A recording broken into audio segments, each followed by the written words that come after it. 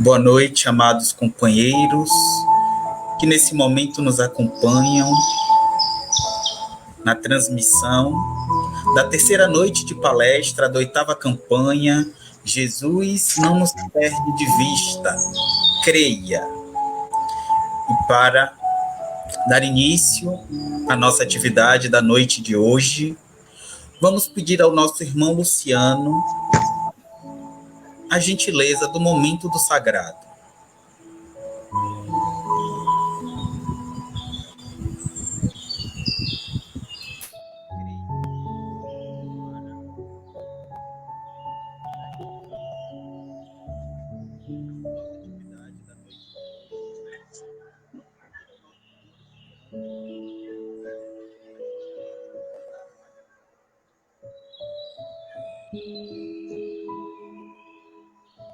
Continuemos todos em paz. Senhor Jesus, amigos espirituais, mais uma vez agradecidos estamos pela grande oportunidade do aprendizado edificante, pela oportunidade da vida, da reencarnação.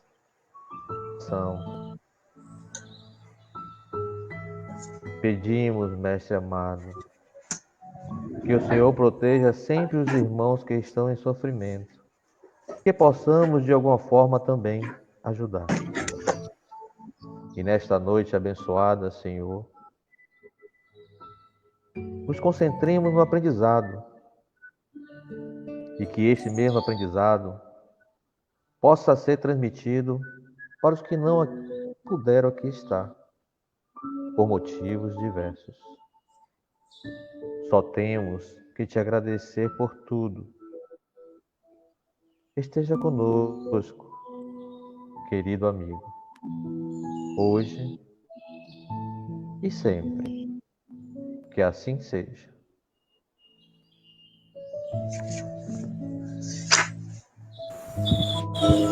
Que assim seja.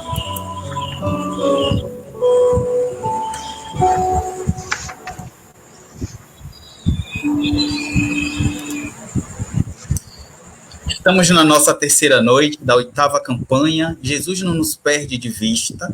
E o nosso irmão Marcel Mariano, trabalhador da Mansão do Caminho, trabalhador da Federação Espírita do Estado da Bahia, irá nos falar hoje sobre o tema Jesus dá luz aos cegos. Muito obrigado, meu irmão, por acolher o nosso convite. Jesus Cristo conosco sempre.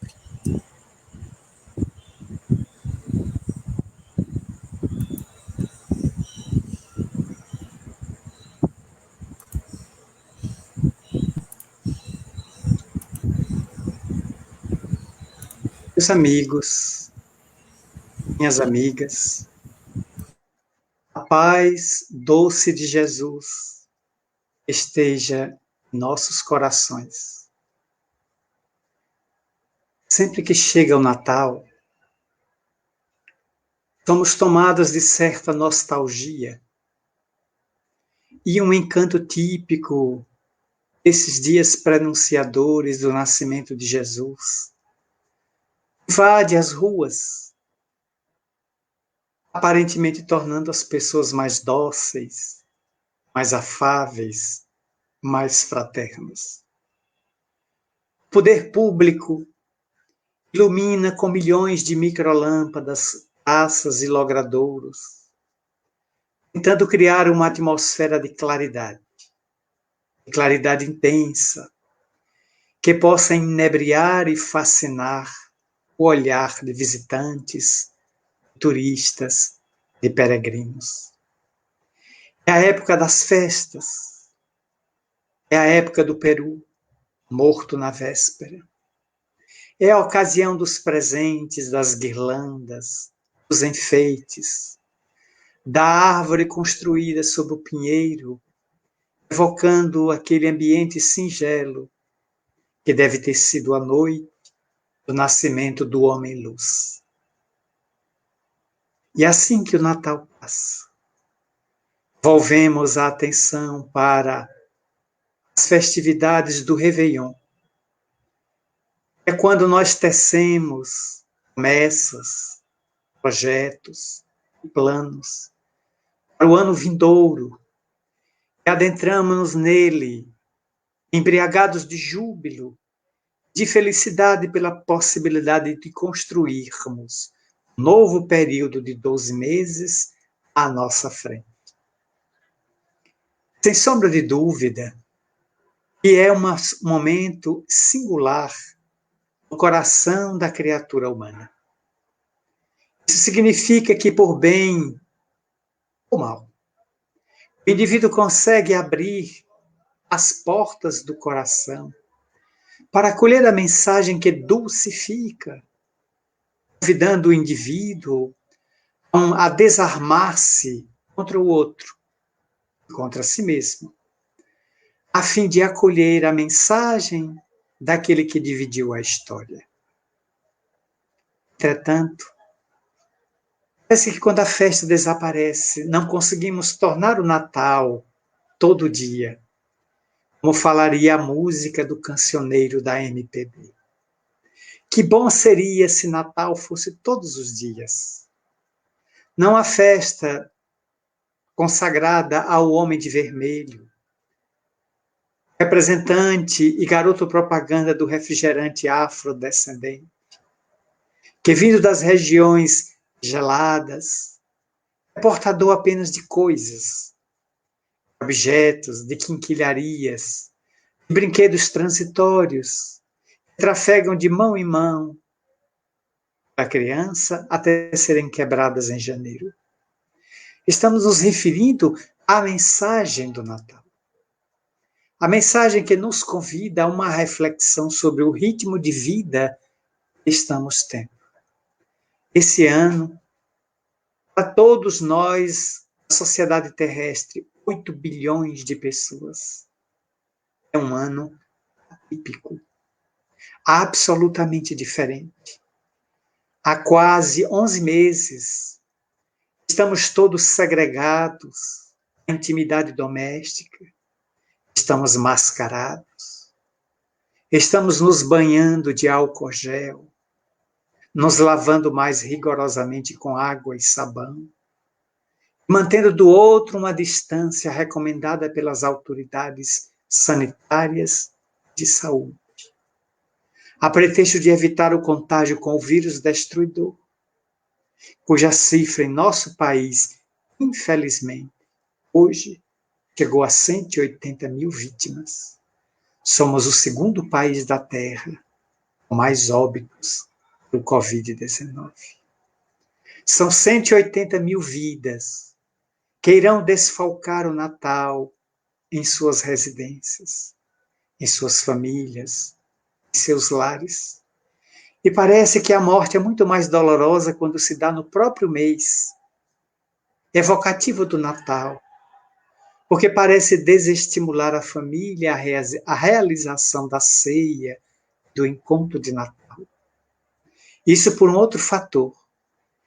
É pelo fato de que a incompreensão da morte, para grande parte da sociedade terrestre, é o fim do indivíduo, é o seu aniquilamento, o seu desaparecimento total.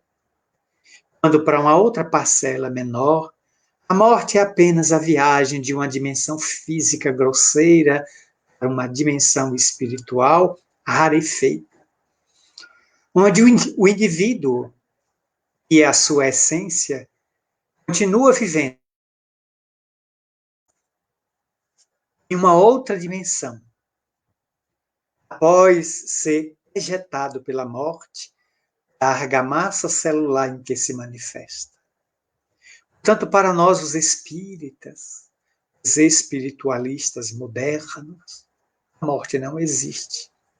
É apenas uma ilusão de ótica dos nossos parcos sentidos de observação que a doutrina veneranda veio corrigir, conforme preconizara Jesus, ao anunciar que enviaria o Consolador prometido, o Paracleto, o Espírito de verdade, nos faria recordar tudo o que ele disse, nos acrescentaria coisas novas para as quais não tínhamos estrutura intelectual e moral de compreender há 2000 anos. Eis que a doutrina no mundo esclarece. A verdadeira cegueira não é aquela em que os olhos, a pupila, a córnea, o nervo óptico se danifica para a compreensão e a percepção da policromia das cores. Esta é a cegueira material, física, corpórea. Porque, em verdade, todos os dias estamos renteando milhares de pessoas nas ruas, cegas, invidentes para as grandes questões da vida. Recusam-se a ver, ou propositadamente não enxergam aquilo que lhes está à frente, recusando compreender a mecânica da vida, a sua funcionalidade, o objetivo existencial, que não é apenas comer, beber, dormir e procriar. Isso até os animais fazem.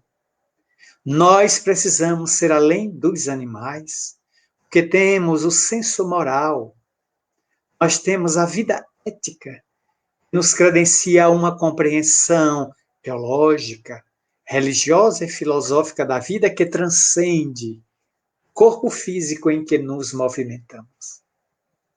Eis porque a mensagem de Jesus, que chega nesses dias natalinos, estamos a 14 dias da noite em que Maria há de parir, aquele que veio redimir a terra através de uma mensagem ética, estruturadora de um novo comportamento sem fundar religiões. Esse homem notável que dividiu a história e foi crucificado, não teve religião e, curiosamente, não fundou nenhuma religião. Ele deixou um conjunto de princípios que devem nortear a existência do indivíduo, seguindo a ética, a nobreza, a gentileza, a verdade, a fim de que sejamos dignos, termos uma honra absolutamente segura e granítica, atestando pelos nossos atos, muito mais do que as palavras, a nossa conduta e o nosso pensar. Dessa maneira, a nossa visão se aclara diante da vida. Conseguimos compreender que a argamassa celular na qual nós nos movimentamos é passageira. Nós a utilizamos como uma ferramenta de evolução que adquirimos na concepção, que é destruído na decomposição cadavérica, mas nunca consegue matar a essência, porque a essência é imortal. E quando estamos nos utilizando dos olhos físicos, eis que em algum momento da vida, atacado pelas doenças que lhes são costumeira, catarata, o glaucoma, o tracoma, as questões da opacidade, do cristalino e outras enfermidades, o indivíduo pode vir a perder a capacidade de enxergar o mundo, ocasião em que se volta para dentro para enxergar o seu mundo interior.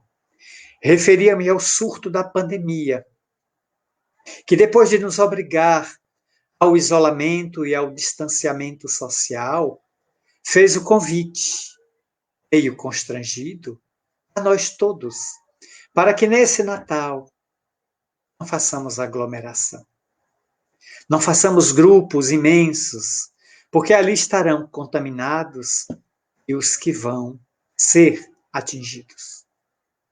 Alguns dos quais não vão sobreviver à patologia devastadora e à morbidade altíssima da enfermidade cruel.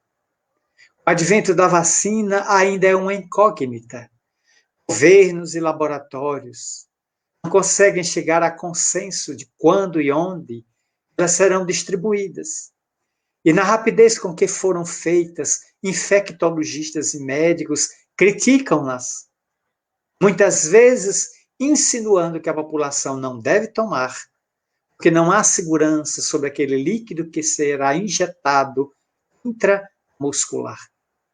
Ficamos não só reféns da doença, mas ficamos também reféns da ignorância, porque a doença é tão nova, a doença é tão devastadora e tão pouco conhecida da microbiologia e da virótica.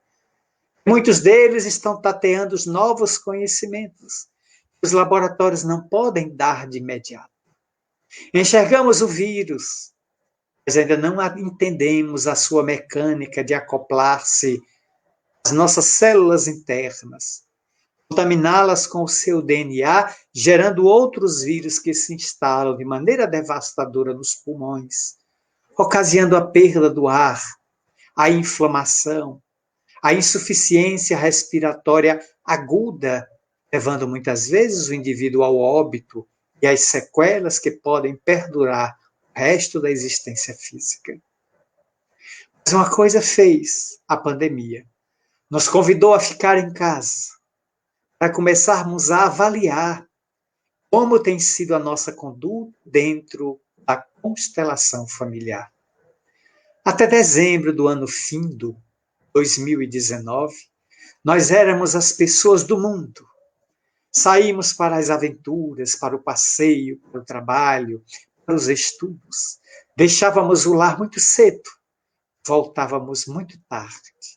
E os contatos com a família na retaguarda eram realizados praticamente por via virtual. Agora estamos obrigados a permanecer grande tempo dentro de casa, seja por imposição das autoridades, por recomendação dos especialistas, a fim de que possamos nos preservar, preservando outras vidas. E nessa preservação compulsória, que ficamos dentro de casa, raramente saímos, temos a oportunidade de estagiar com familiares que não víamos, com desafetos e com afetos, buscando criar pontes, onde o distanciamento de outrora só elaborou paredões, abismos, dificultando o nosso diálogo, em que sempre alegávamos a multiplicidade de tarefas e a ausência crônica de tempo. Agora é o momento de enxergar um novo ângulo da vida. É isso que é curioso. Estamos todos convidados a enxergar algo que não queríamos ver.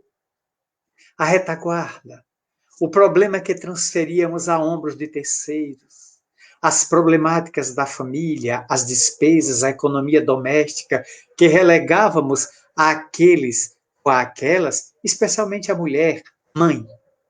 Aquela que ficava na retaguarda com os filhos, com a prole, que pilotava o fogão, que pilotava a pia, que pilotava também a máquina de lavar roupa. Como ela era mais sedentária dentro de casa, pela impossibilidade de ir ao mercado do trabalho, cuidando dos descendentes, agora também estamos diante dos descendentes, ao lado deles, com a possibilidade de sair com os filhos para lhes conhecer o caráter, ainda na infância, trabalhando para polir, para podar as más inclinações que eles possam ter em direção à vida futura, à mocidade e à matureza, em que eles vão ter relacionamentos na sociedade que aí está, canibal, profundamente capitalista, imediatista, sexista, isolada, em que eles vão precisar interagir. E somos nós, os pais, as mães, os educadores, os gestores, os responsáveis, os tutores, que temos a obrigação de passar valores morais e éticos para esta geração que está chegando, como se diz no jargão popular, turbinada.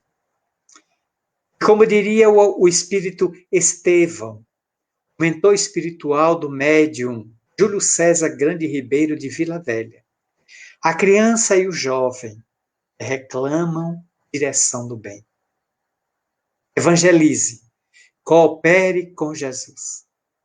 Ele pede, pois, numa mensagem que se tornou a frase padrão, O programa de evangelização infanto-juvenil da Federação Espírita Brasileira, que é um programa permanente, que completou o ano passado 40 anos de lançamento, ele pede que nos responsabilizemos moral e educativamente por estas vidas. Mas no ritmo que estávamos levando das vidas, não tínhamos tempo para acompanhar a educação dos filhos. Alguém certamente dirá, mas a educação dos filhos não é feita pela escola, nós pagamos todo mês quando é privada. A escola não educa, nunca educou, jamais vai educar. A escola instrui. Quem educa é o lar. É dentro da família que o indivíduo adquire as bases para a convivência. É pela escola que ele adquire as ferramentas intelectuais para o triunfo na sociedade sob o ponto de vista intelectual e material. Mas é na família que ele vai aprender a conviver com os seus, a fim de que mais tarde, convivendo com os diferentes, ele tenha respeito pela desigualdade que assinala a sociedade. Porque se a sociedade fosse toda igual, quanta monotonia. Nem nós aguentaríamos viver todos fazendo a mesma coisa, respirando da mesma maneira, dizendo as mesmas coisas. A vida é rica, porque ela é plural. Ela tem gente diferente, que pensa diferente. E a arte da convivência implica em respeitar a convivência com os diferentes. Porque o outro tem o direito de pensar desigual em relação a mim. Ter uma outra concepção sobre este ou aquele assunto, e nem por isso deverá sofrer anátema, deverá sofrer repulsa, hostilidade, como vemos todos os dias os exemplos grotescos, criminosos e violentos na nossa sociedade, porque os cegos pela intolerância, os invidentes pelo fanatismo, aqueles que adotaram posturas radicais e lançaram viseiras diante dos próprios olhos, ficam impedidos de enxergar e que o mundo não só foi feito para eles e que o sistema solar não gira em torno dos seus umbigos presunçosos, arrogantes, egoístas.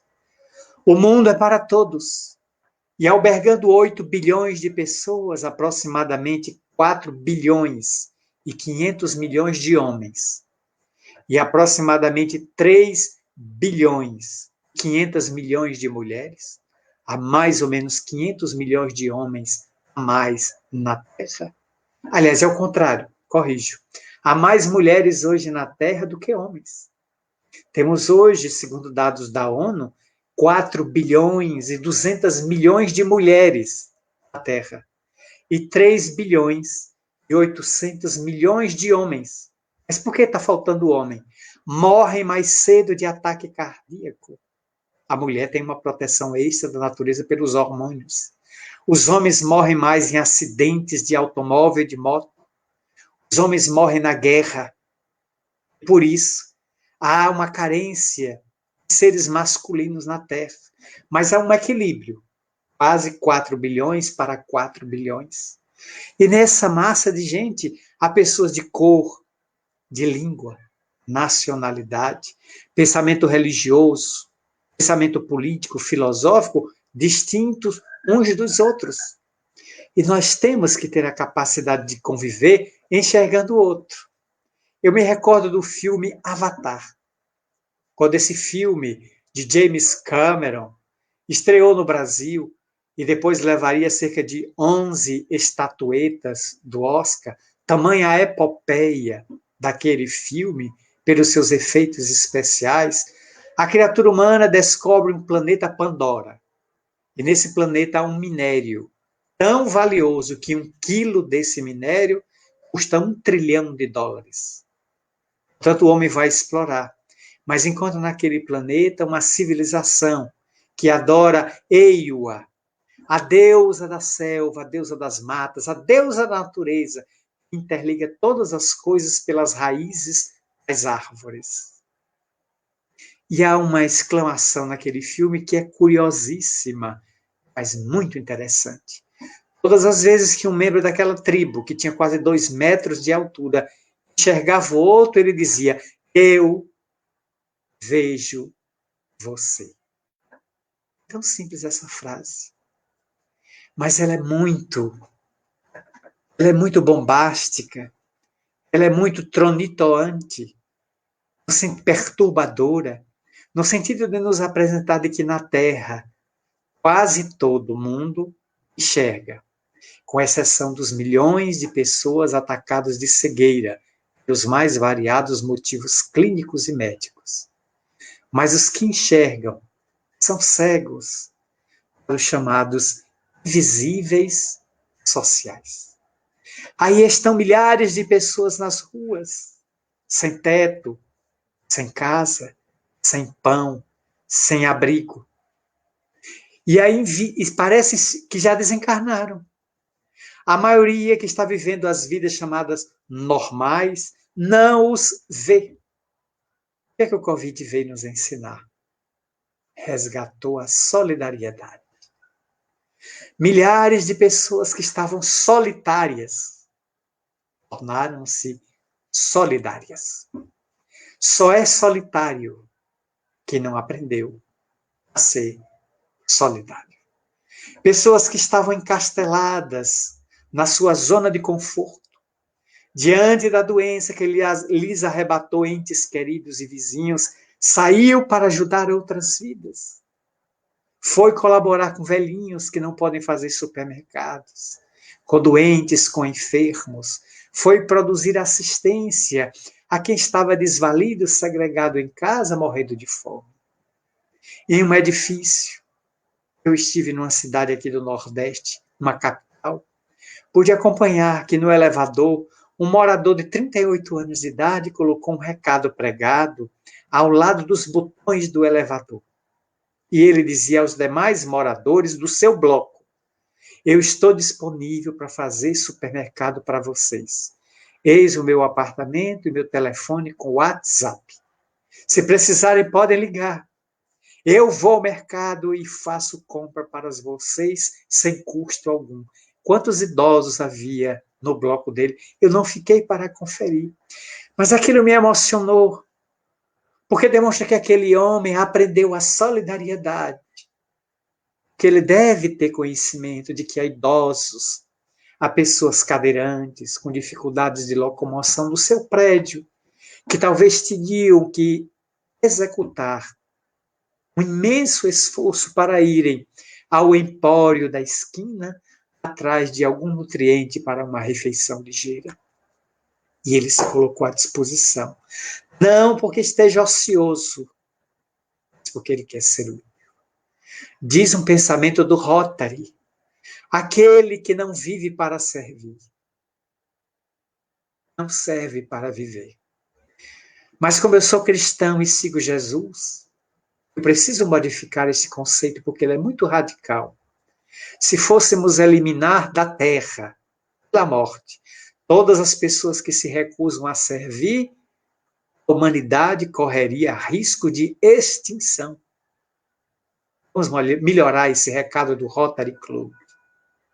Aquele que não vive para servir, ainda não aprendeu a viver. Está na infância espiritual. Não compreendeu ainda que o valor da vida está centrado no amor. E o amor está centrado nas suas ramificações, o respeito, a solidariedade, o auxílio mútuo, o compartilhamento. Porque uma vida solitária é uma vida muito triste. É verdade que a solidão, exercitada em alguns momentos, é muito oportuna para poetas, compositores, menestréis, os que fazem cânticos e determinados ofícios que exigem silêncio. A pessoa se isola para buscar a inspiração e, na inspiração, construir melodia ou poema que vai encantar o povo quando declamado na praça. Mas essa solidão é pontual. Ela é benéfica porque o indivíduo usa para produzir algo de bom para a sociedade. Eu estou me referindo aqui àquele vazio existencial que toma conta de milhões. O indivíduo está na multidão, profundamente solitário. Está no meio da massa, amargando um deserto do Saara interno que ele não consegue compreender.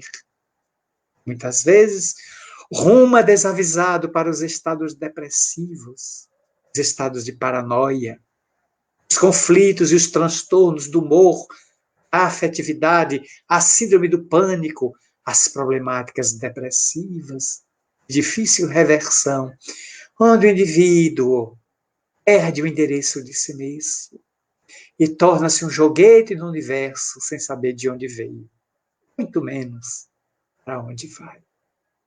Eis a mensagem de Jesus, anotada por João, no seu capítulo 9, versículos de 1 a 10, quando ele registra, o evangelista, que Jesus, perto da cidade de Jericó, travou contato com um homem cego, de nascença.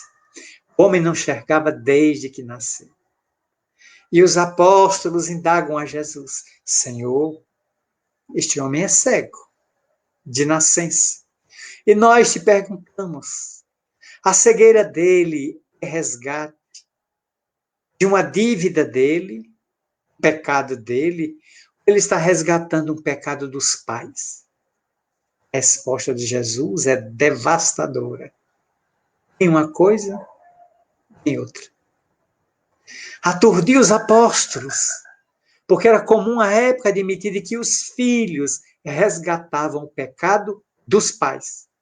Deus punia o equívoco dos pais nos filhos, o que tornaria Deus um monstro. Porque se meu pai ou meu avô se equivocou, de quem é a dívida? É dele. Por que eu vou pagar uma dívida moral se eu não estava nem no cenário do erro, do equívoco? Eu ainda não existia naquela época, tomando por base a unicidade das existências. Vamos só refletir, vamos fazer de conta que eu tenho só uma existência. Eu não conheci meu avô paterno. Então, o erro que ele cometeu, mas por que eu vou pagar se eu nem existia enquanto espírito na época que ele se equivocou? Tornaria Deus um tirano, um déspota. Não. Isso é o conceito teológico infantil do passado, onde Deus estava antropomorfizado, tinha forma humana. Deus tinha olhos, tinha dedo, que ainda hoje é muito comum ouvirmos a expressão: olha, o dedo de Deus está sobre você. Dedo. Então Deus tem um dedo. O dedo está na mão. A mão está presa ao braço, o braço ao antebraço, o antebraço está preso ao ombro. Portanto, Deus tem um corpo. Voltamos ao Deus antropomórfico dos egípcios, dos mesopotâmicos, dos caldeus, dos sumérios, dos babilônicos. E isso nos remonta a 3, 4 mil anos atrás. Não. O Deus Jesus trouxe, substituindo aquele Deus do olho por olho, dente por dente de Moisés, é um Deus de amor. Ele não tem forma humana, porque existem 3 elementos no universo: o Espírito, a matéria e Deus. Espírito sabemos o que é, nós. A matéria já conhecemos através da química, da física, da matemática, da biologia, mas Deus é constituído de algo que não temos como conceber, porque Deus não pode ser descrito por uma fórmula matemática, nem um teorema científico, nem um apanhado de elementos da tabela periódica de Dmitri Mendeleev. Deus é uma ideia. Deus é um moto contínuo que mantém o universo funcionando. Deus é o conjunto de leis que regem a vida universal. Mas, para usar um conceito espírita, Deus é a inteligência suprema, causa primeira ou primária de todas as coisas. Deus é uma inteligência incausada, incriada, o que é diferente. Portanto, nós passamos a compreender a vida por um outro prisma. Dessa maneira, vamos percebendo de que aquele encontro com Jesus naquele momento narrado, João o evangelista o levou àquela resposta. E os apóstolos quedaram-se aflitos. Então, o que é que ele está cego? Indagaram. Para que se manifestasse nele o poder de Deus. Tradução espírita, conforme Allan Kardec nos legou, e está no Evangelho segundo o Espiritismo.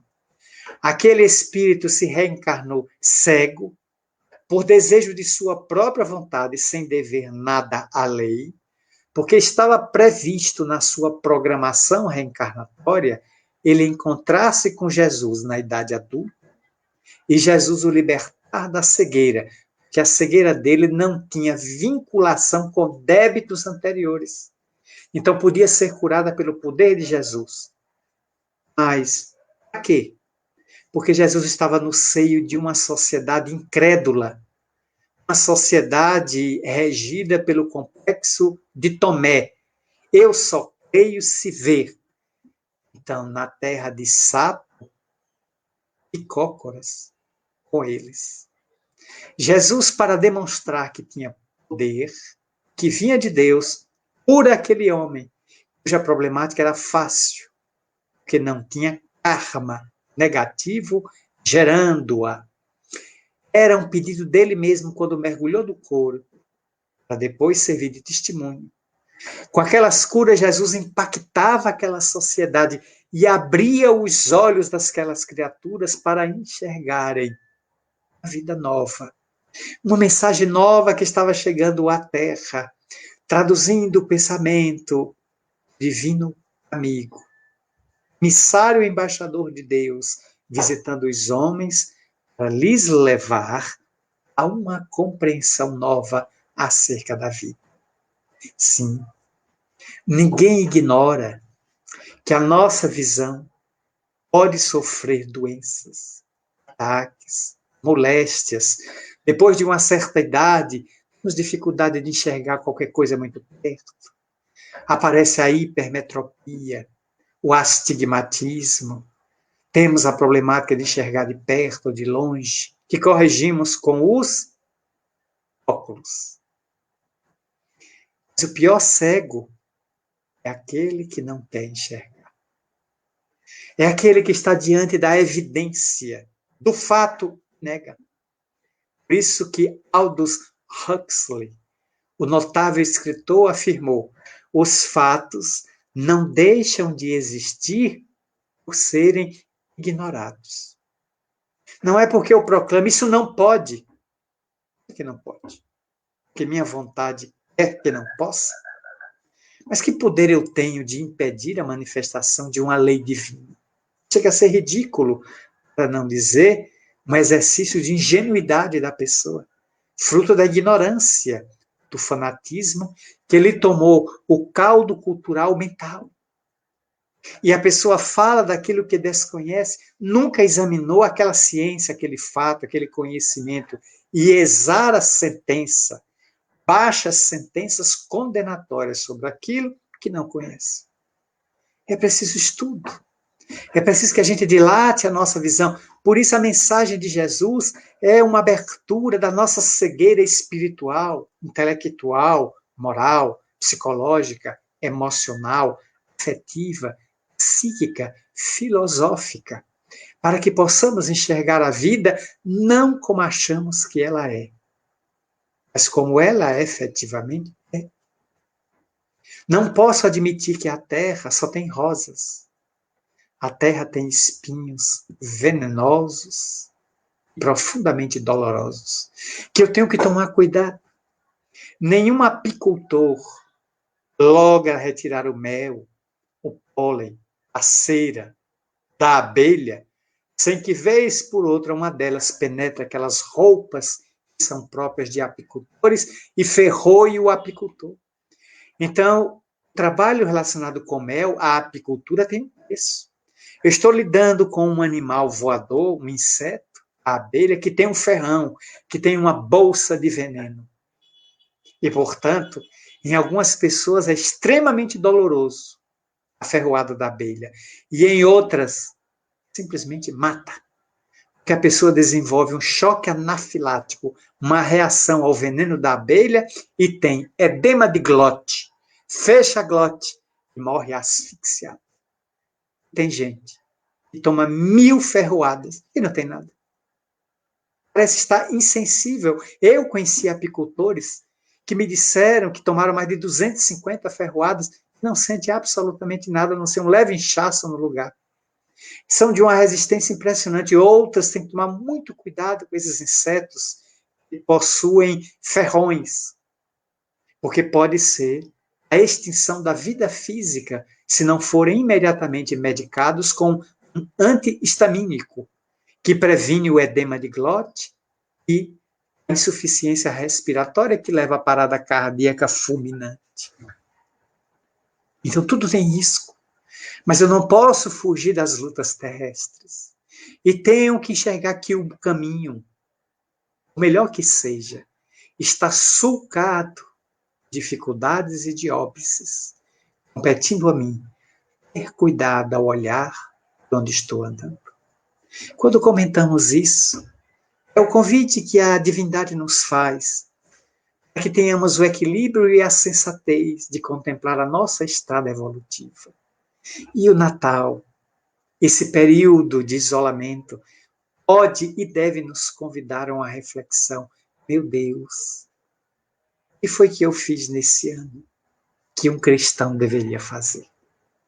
Como tem sido a minha atitude perante o outro? Tenho conseguido enxergar os invisíveis sociais? Me comove as fibras do coração encontrar com uma criança que, no ponto de ônibus, ou na sinaleira que fechou com o sinal vermelho, me chega à janela pedindo qualquer coisa? Quando eu estive em São Luís, no Maranhão, me impressionou a quantidade de venezuelanos que estão nas ruas de São Luís, muito próximo lá ao norte do Brasil. Eles estão com placas. Eu sou da Venezuela. Eu estou passando fome. Mas são milhares. O Brasil já recebeu mais de 200 mil venezuelanos que fogem da barbárie. Está o seu país destruído por um tirano que está no poder. Mais de 2 milhões já fugiram para os países vizinhos como a Bolívia, a Colômbia, o Equador, o Peru, desesperados atrás de melhores condições de vida. Mas eu não posso ficar invisíveis. Na minha cidade, seja ela qual for, pequena, média ou grande, há creches, há fome, há abrigo de idosos, há uma penitenciária ou uma cadeia onde estão pessoas segregadas, para cujos corações a noite de Natal é a noite da amargura. Porque eles passarão isolados e distantes da família. É o momento da solidariedade. Jesus nos pede. Porque ele proclamou: eu estava nu, vem me visitar. Eu estou doente, me traz o remédio. Eu estou sozinho, me traz sua companhia. Senhor, quando foi que te vimos desamparado, desassistido e te deixamos ao léu? Todas as vezes que desamparades a um destes pequeninos, a mim desamparaste. É o momento de vermos Jesus na pessoa do outro. Não é fundamental, nem é importante ser católico, evangélico, espírita ou anglicano. Essas são 4 matrizes do cristianismo. O importante é ser cristão. Descrucifiquemos Jesus. Ele permanece há 2000 anos, içado numa cruz infamante, sem que nós tenhamos a audácia de retirá-lo da cruz, para que ele desça ao baú das nossas misérias morais, atendendo-nos às carências que são enormes, que são infinitas. Precisamos orar em vez de rezar, mas nunca esquecer de que as mãos que trabalham são mais santas e sagradas que os lábios que oram. Orar é importante, mas é muito mais importante, é imprescindível orar. Porque a oração na zona de conforto não vale muita coisa. É preciso sair ao campo, das misérias alheias e das dores, enxergando que os outros não veem. Os invisíveis sociais, não estamos falando dos desencarnados. Nós estamos falando de todos aqueles que perderam a cidadania. São transeuntes, são números que estão nas nossas ruas. E isso não é só gente. Só aqui na capital baiana, em Salvador, se admitem terem nas ruas 25 mil cães abandonados pelas ruas. Quem os abandonou? Quem eram esses cães, essas cadelas, que estão soltas pelas ruas, atrás de latas de lixo? Gatos, aos milhares abandonados pelos seus donos, criando-se como ratazanas, em qualquer lugar. Numa sociedade regida pela lei do Cristo, ao respeito enorme a toda forma de vida. É que nós atingimos 2000 anos de cristianismo, mas ainda não compreendemos a mensagem de Jesus. Ele está em altares, em igrejas, ele está pendurado no pescoço de muita gente, está em objetos de oração, a cruz está em repartições públicas.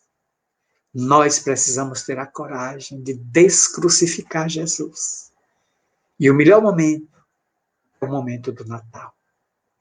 É o momento em que encontramos com Jesus, a noite do seu renascimento, e enxergamos a estrela de Belém, que clareia a noite moral da criatura. É o dia que vamos também encontrar à noite os 3 reis magos. A tradição colocou como sendo Belchior, Gaspar e Baltazar, vindo de reinos distantes, trazendo incenso, ouro e a mirra perfumada para saudar o novo rei.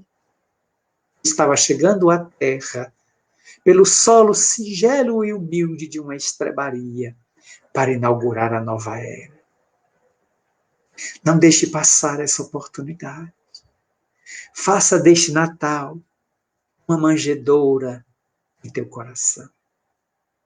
Deixe que Jesus nasça e renasça em você, em mim, em nós. Ele possa renascer sempre, a cada dia, como um êmulo, como um convite para que adotemos uma vida diferente. Todos nós vamos vencer o Covid. Isto não resta a menor dúvida. Mais cedo ou mais tarde, a nossa moderna e tecnológica ciência rápida vai nos ofertar um remédio ou uma vacina 100% segura.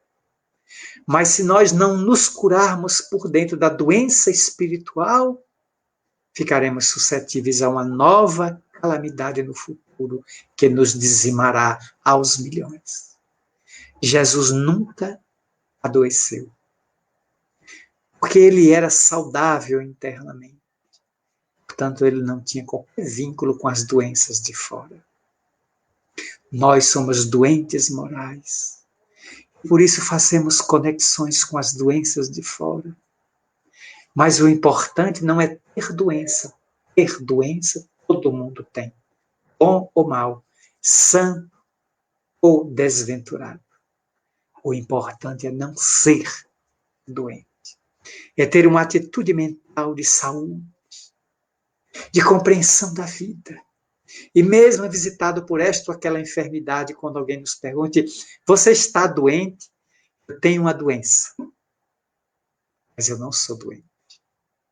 Eu sou inexpugnável enquanto espírito, nenhuma doença pode me atingir, mas meu corpo momentaneamente está febril. Vou medicá-lo, vou cuidar dele, do meu burrinho da evolução, como dizia Francisco de Assis, tão evocado nestes dias. Com isso, nós vamos conseguir fazer deste Natal um verdadeiro poema de luz, que a poetisa, nascida na Bahia, Maria Dolores, em Conceição da Feira, iria oportunamente pela via mediúnica do Chico. Senhor, quando criança, se surgia o Natal, eu te enfeitava o nome de flores de papel, te rogava em oração, tomada de esperança, que me mandasse por Papai Noel, boneca diferente, caminhasse à minha frente ou falasse em minha mão. Noutro tempo, Senhor, jovem pisando alfombras cor-de-rosa, de cada vez que ouvia anúncio de Natal, deslumbrada de sonho, eu te pedia castelo de amor e fantasia para o meu ideal.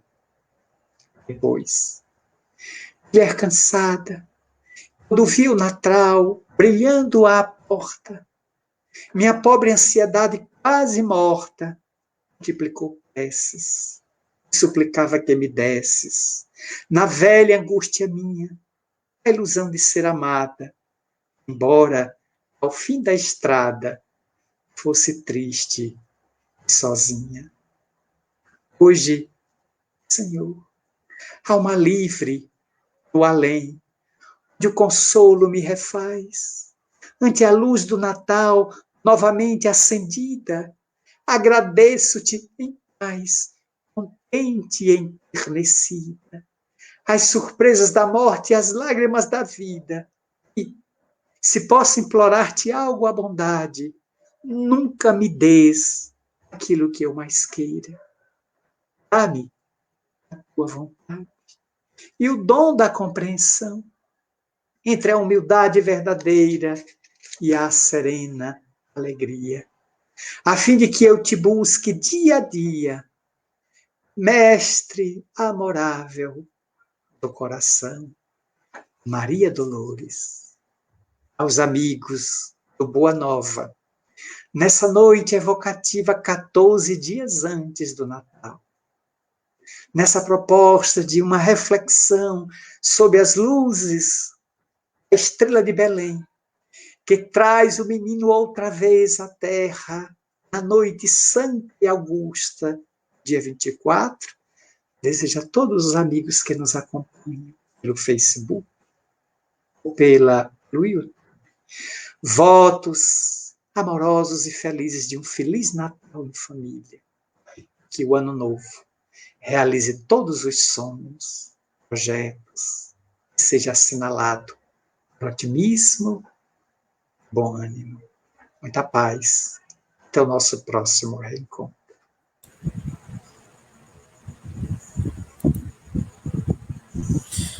Agradecemos ao nosso amigo Marcel Mariano, parabenizamos pela excelente explanação, pela oportunidade de nos fazer refletir nesta noite acerca dos ensinamentos do nosso divino amigo Jesus. Nossa gratidão por acolher o nosso convite. Vamos às nossas notícias alviçareiras. Neste domingo, dia 14 de dezembro, acontecerá a 12ª edição da Caminhada pela Paz e pela Vida de uma maneira diferenciada. Impedidos de nos aglomerar devido à pandemia da Covid-19, pela qual passa o nosso orbe, e seguindo as recomendações da OMS, os trabalhadores da nossa casa de oração estarão na Praça CM no dia 13 de dezembro, em um ato simbólico para vibrarmos pela paz e pela vida. A 8ª campanha Jesus Não Nos Perde de Vista, Creia, promovida pelo Centro Espírita Boa Nova, irá beneficiar 60 famílias da nossa cidade com cestas natalinas. A entrega acontecerá no dia 14, seguindo as orientações da OMS, distanciamento social, e as orientações do irmão Jerônimo Albuquerque, que nos diz: doe para que nunca te falte. Na próxima quinta-feira, teremos a última palestra da 8ª campanha Jesus Não Nos Perde de Vista, Creia, com nosso irmão Irênio Nascimento, que falará sobre o tema Jesus e a História. E neste momento, para encerrar a nossa atividade, gostaria de solicitar ao nosso irmão Marcel Mariano a gentileza do momento do sagrado, para que possamos encerrar a nossa atividade na noite de hoje. Excelso amigo, a estrela de Belém já rebrilha sobre a psicosfera da Terra. Azulínea, poderosa, rasga as espessas nuvens de sombras, criada pelo nosso padrão vibratório de dor e de angústia, de aflição e de rebeldia, assinalando um estábulo, onde entre palhas secas e mulambos de pano, tua genitora se prepara para dar-te a vida física, a fim de que tu venhas ir entre nós, conhecer as nossas dores e dificuldades, nos ensinar o caminho das estrelas. Ei, Senhor, a compreensão que temos do teu Natal. Se recursos nos faltarem para dar-te presentes, nós te pedimos para nos fazer presentes ao teu nascimento, te saudando uma vez mais como o cântico dos anjos aquela noite. Glória a Deus nas alturas, paz na terra, boa vontade para com homens e mulheres, todas as latitudes. Pelo teu Natal, muito obrigada, Senhor.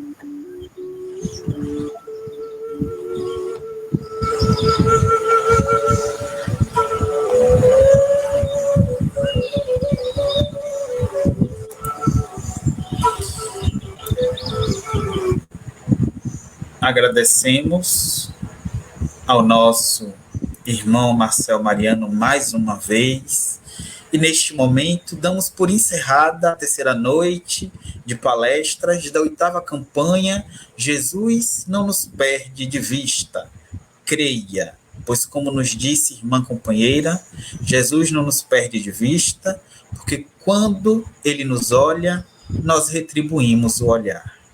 Jesus Cristo, conosco sempre.